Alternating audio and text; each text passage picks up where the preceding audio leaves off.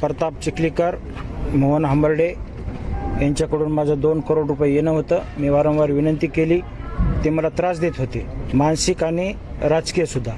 1 वर्षापासून राजकीय त्रास द्यायला सुरू केलं. मग मी देवेंद्र फडणवीस साहेबाकडे निवेदन दिलं की माझ्या जीवाला धोका आहे, हे धमकी देतात, जीव मारण्याची धमकी देतो, तुला राजकारणातून संपवितो, बर्बाद करतो, अशा प्रकारची भाषा प्रताप चिखलीकरची होती आणि त्याला सपोर्ट मोहन हंबर्डेचा होता. ज्यावेळेस त्यांनी मला पकडण्याचं काम केलं, गाडीतून उतरू दिलं नाही, लगेच माझ्या तोंड झाकलं त्यांनी आणि जबरदस्तीनं 6 जण ओढत होते, गाडीत दाबण्याचा प्रयत्न करत होते. झटापटीमध्ये त्यांनी मला डोक्यात पाठीमागून मार दिला. मार दिल्यावर मी खाली मान केल्या त्यांनी मागच्या मधल्या सीटवर मला गाडीत कोंडलं आणि त्या ठिकाणाहून ते डोक्याला रिव्हॉल्वर लावले आणि त्या ठिकाणाहून कुठं घेऊन गेले हे अद्याप कळलं नाही. परंतु ज्यावेळेस त्या ठिकाणी नेलं, मला एका अशा अडचणीच्या ठिकाणी उतरलं तर पायाला स्पर्श होत होता काटे आणि दगडाचा.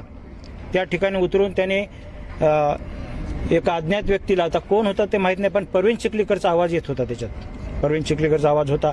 ते मारलेलं त्यांना दाखवत होते आणि मला म्हणत होते की रिव्हॉल्वर लावले होते दोन्ही साईडला कानावर, की सांग, आम्ही जसं बोलतो तसं सांग, माझा आर्थिक व्यवहार आहे, मी माझ्या स्वखुशीनं आलो आणि मला कोणी जबरदस्ती आणलं नाही, माझं कोणी हे केलं नाही, मला पकडून आणलं नाही, असं सांग.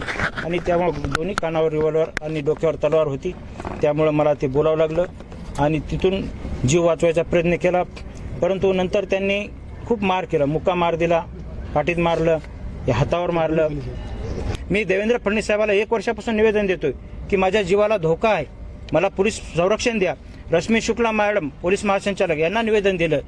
नांदेडचे IG साहेबांची भेट घेतली, SP साहेबांना निवेदन दिलं.